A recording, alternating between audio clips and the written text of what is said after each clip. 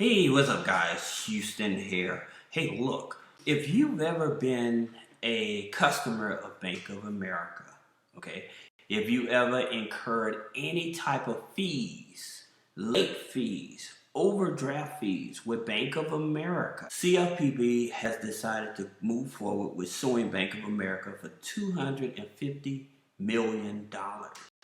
Okay, not only for charging you overdraft and late fees that were not your fault, but they did a Wells Fargo, meaning they was actually taking your data and they was opening up accounts. That's right. So if you found yourself in check systems and you was wondering why you're in check systems and you dealt with Bank of America, this may be one of the reasons why, because they had also been opening up fraudulent accounts. All right.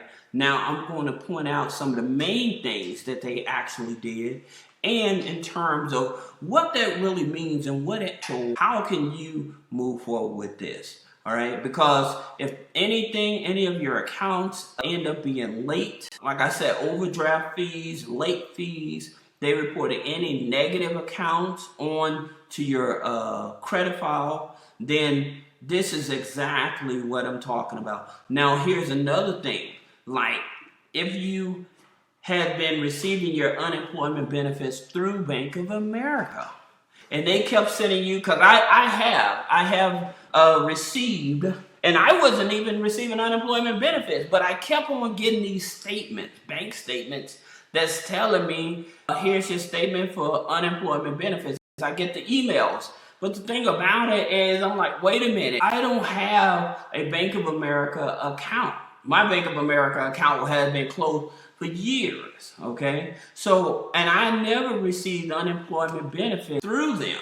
So that's the thing that was curious to me, but nonetheless, I want to be able to break this down into plain English so you can understand, all right?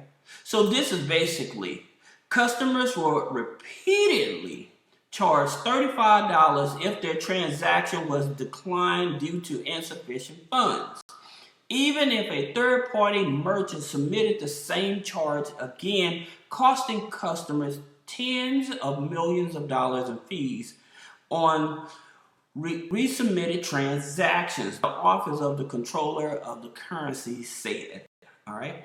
Additionally, Bank of America withheld cash and points from its credit card members, and beginning at least as far back as 2012, bank employees illegally applied and enrolled customers in credit card accounts without customers' knowledge or authorization to meet goals and better evaluation. Do you guys understand what they did?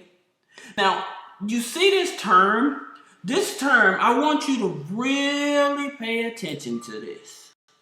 I want you to really pay attention to this, because people do not explain this in the legal world, and many people in the legal world more likely never have even heard of it. But here's the thing about it. I want you to really, really pay attention to it. This term here, it's called aggravated identity theft. What does that mean, Houston? Well, basically, simply stated, aggravated identity theft occurs when someone knowingly transfers, possesses, or uses without permission identification of another person, and then uses the identification during, in, or in a relationship in the act of particular felony via. Basically, what this is saying is that Bank of America stole your identity. They created accounts, they used those accounts, closed those accounts out, charged you fees, and sent you into check systems, possibly bankruptcy, some of you guys, possibly charge-off accounts, collections accounts. This is basically what this is saying. Bank of America stole your identity. If you all are familiar with CPNs, credit privacy numbers, Basically the same as creating a CPN. However, they did not have a CPN.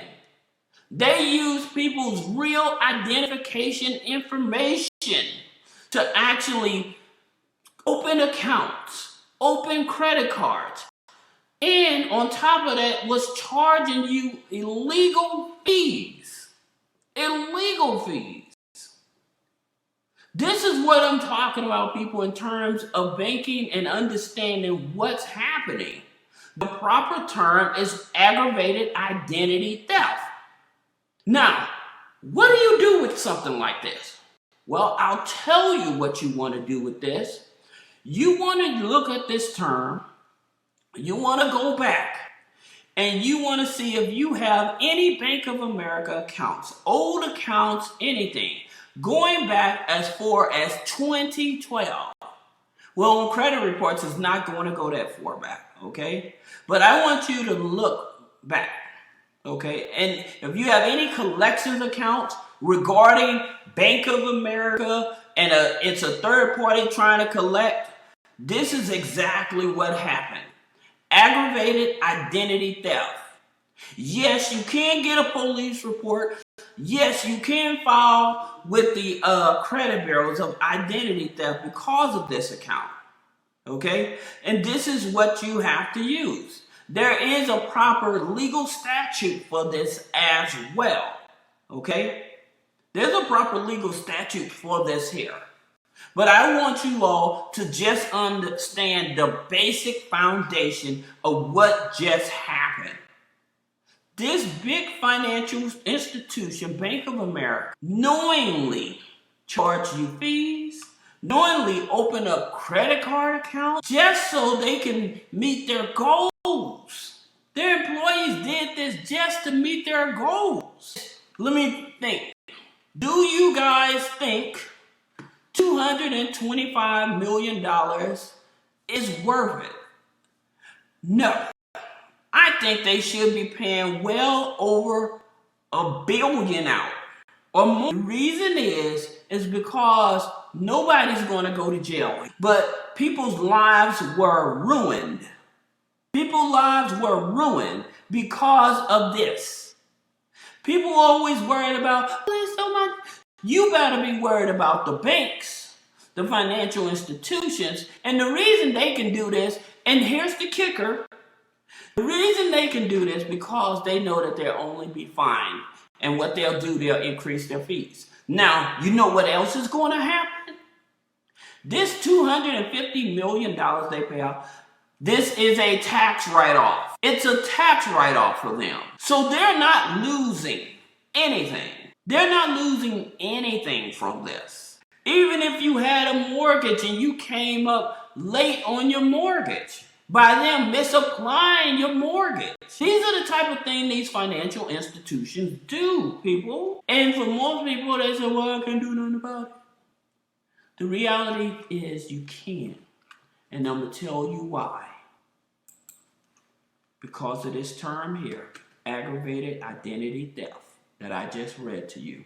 This is why you can do something about it. Because they intentionally stole your personal information and fraudulently created accounts. They fraudulently created accounts, opened those accounts, closed those accounts, charged you the fees. They did all of this. They did all of this, okay? Now, again, I would definitely tell you, you yourself, you need to get your credit report. You get your real credit report. Don't go to Credit Karma. Click the link in the description. Pull your real credit report. If you need me to go over your credit report with you, schedule a one-on-one consultation so that we can actually see what exactly happened and see how is it affecting you and see if there's any collection companies trying to charge you for this. Because again, this term here is the only way that financial institutions understand, and for the credit bureaus as well as the creditors to know that it was identity theft and you're not financially liable for it. Now, if you have any other questions about business credit funding, personal credit funding, click the link in the description. Schedule a one-on-one consultation. Thank you.